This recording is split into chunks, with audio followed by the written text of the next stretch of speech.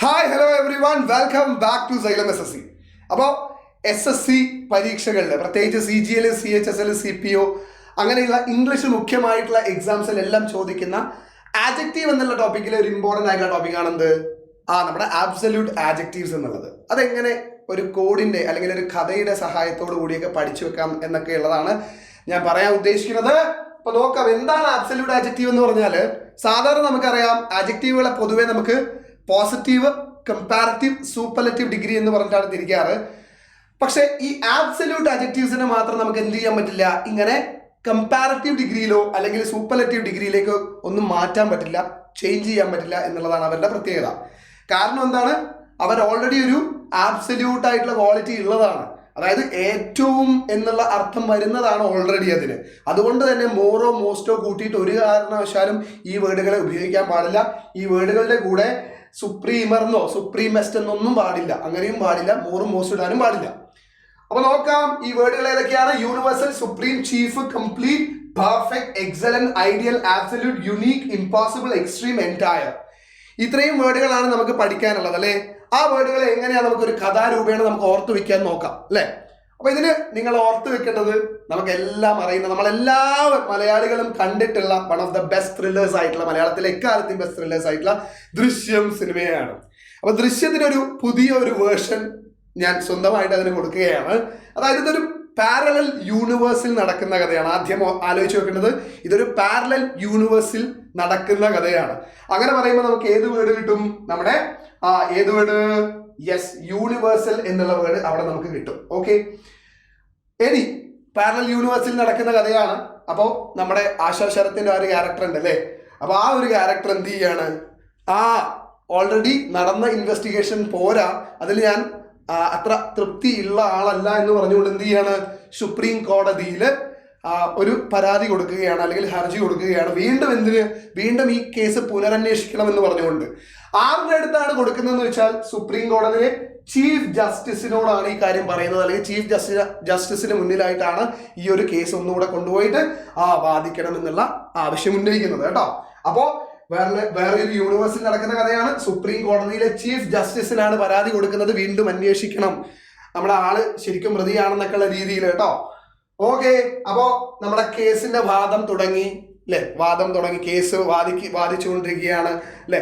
എന്താണ്, നമ്മുടെ ജോർജ് കുട്ടി തെറ്റുകാരനാണെന്നുള്ള രീതിയിലുള്ള കാര്യങ്ങളൊക്കെ അവിടെ വാദിച്ചുകൊണ്ടിരിക്കുന്നുണ്ട്. അങ്ങനെ നമ്മുടെ ആശാ ശരത്തിന്റെ വക്കീൽ ഭാഗമൊക്കെ പറയുന്നത് എന്താ, അതായത് ഇതൊരു കംപ്ലീറ്റ് ആയിട്ടുള്ള രീതിയിൽ, കംപ്ലീറ്റ്ലി പെർഫെക്റ്റ് ആയിട്ടുള്ള രീതിയിൽ എക്സിക്യൂട്ട് ചെയ്തൊരു മർഡർ ആണ് എന്നുള്ളതാണ് ആശാ ശരത്ത് അവിടെ പറയുന്നത്. ആശാ ശരത്തിന്റെ വക്കീൽ ഭാഗം പറയുന്നത് കംപ്ലീറ്റ്ലി പെർഫെക്റ്റ് ആയിട്ട് എക്സിക്യൂട്ട് ചെയ്ത ഒരു മർഡർ ആണ്. ഓക്കെ, അതുകൊണ്ട് തന്നെ നമ്മുടെ മർഡറർ അല്ലെ, ആരാണോ കൊലപാതകം ചെയ്തിട്ടുള്ളത് അല്ലെ, ജോർജ് കുട്ടി എന്ന് പറയുന്ന കഥാപാത്രം എക്സലന്റ് ആയിട്ടുള്ള ഒരു മർഡറർ ആണ് എന്നാണ് അവിടെ പറയാൻ ഉദ്ദേശിക്കുന്നത് കേട്ടോ. കംപ്ലീറ്റ്ലി പെർഫെക്റ്റ് ആയിട്ട് എക്സിക്യൂട്ട് ചെയ്തത് കൊണ്ട് തന്നെ ഒരു എക്സലന്റ് ആയിട്ടുള്ള മർഡറർ ആണ് ആള്. ഓക്കെ, അതുകൊണ്ട് തന്നെ ഇങ്ങനെയൊക്കെ ആയതുകൊണ്ട് തന്നെ അതിന് ഏറ്റവും ഐഡിയൽ ആയിട്ടുള്ള, എക്സാംപ്ലറി ആയിട്ടുള്ള ഒരു പണിഷ്മെന്റ് കൊടുക്കണം എന്നുകൂടെ ആവശ്യം ഉന്നയിക്കുന്നു കേട്ടോ. അപ്പൊ നമ്മുടെ കോടതി ജഡ്ജി ഈ വാദങ്ങളെല്ലാം കേട്ടിട്ട് അതിനുശേഷം പറയുന്ന കാര്യമാണെന്ത്, ഞാൻ ഈ കേട്ടതെല്ലാം എനിക്കത് ശരിയായിട്ട് തോന്നുന്നു, ആബ്സല്യൂട്ട്ലി റൈറ്റ് അല്ലെങ്കിൽ കറക്റ്റ് ആയിട്ട് അല്ലെങ്കിൽ ഒരു ട്രൂ ആയിട്ട് എനിക്ക് തോന്നുന്നു. അപ്പൊ അതിൽ നിന്ന് നമുക്ക് ആബ്സല്യൂട്ട് എന്നുള്ള വേർഡ് കിട്ടണം കേട്ടോ. ആബ്സല്യൂട്ട്ലി കറക്റ്റ് ആണെന്ന് നമ്മുടെ വക്കീല് അല്ലെങ്കിൽ ജഡ്ജി പറയുകയാണേ. ഇനിയോ ഞാൻ കേട്ടിട്ടുള്ളത്, അയാൾ പറഞ്ഞതെല്ലാം ശരിയാണ്, വക്കീൽ ഭാഗം പറഞ്ഞതെല്ലാം ആബ്സല്യൂട്ട്ലി കറക്റ്റ് ആണ്. ഞാൻ ഇന്ന് വരെ കേട്ടിട്ടുള്ളതിൽ ഏറ്റവും യുണീക്ക് ആയിട്ടുള്ള കേസാണെന്ന് കൂടി ആര് പറയുന്നു?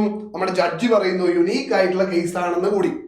ഒരു 4ാം ക്ലാസ്സുകാരനായിട്ടുള്ള ജോർജ് കുട്ടി, 4ാം ക്ലാസ്സുകാരനായിട്ടുള്ള ഒരാള് ഇങ്ങനെയൊക്കെ ചെയ്യുക എന്ന് പറഞ്ഞാൽ ദാറ്റ് ഈസ് നിയർലി ഇമ്പോസിബിൾ അല്ലെ, അത് വിശ്വസിക്കാനാകാത്തതാണെന്ന് ജഡ്ജി പറയുന്നു.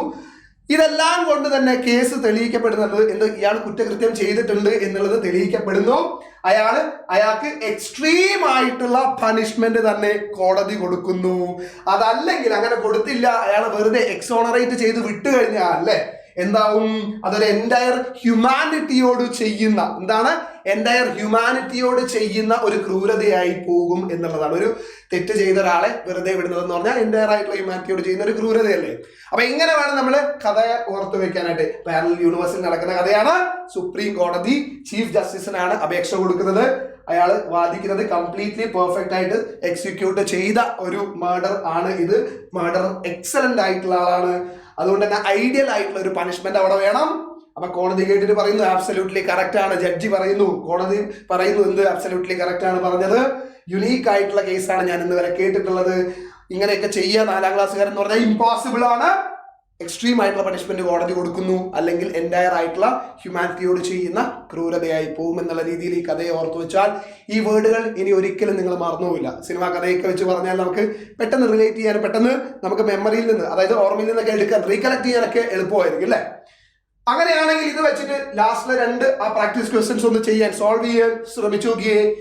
This cake is the most perfect one. ഇവിടെ എന്താ പ്രശ്നം? വീണ്ടും ഇവിടെ എന്ത് ചെയ്തിട്ടുണ്ട്? സൂപ്പർലേറ്റീവ് ഡിഗ്രിയിലേക്ക് മാറ്റിയിട്ടുണ്ട്. അതിന് എന്ത് ചെയ്യണം നമ്മള്? This cake is the perfect one എന്ന് പറഞ്ഞാൽ മതി.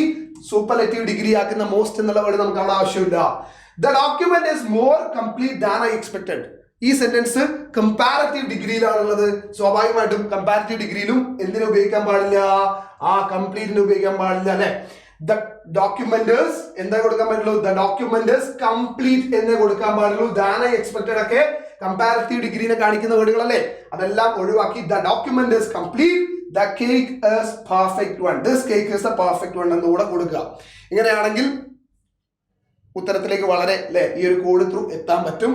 അപ്പൊ ഒന്നുകൂടെ മനസ്സിലാക്കുക, ആബ്സല്യൂട്ട് ആഡ്ജക്റ്റീവ്സ് എന്ന് പറഞ്ഞാൽ ഏതാണ്?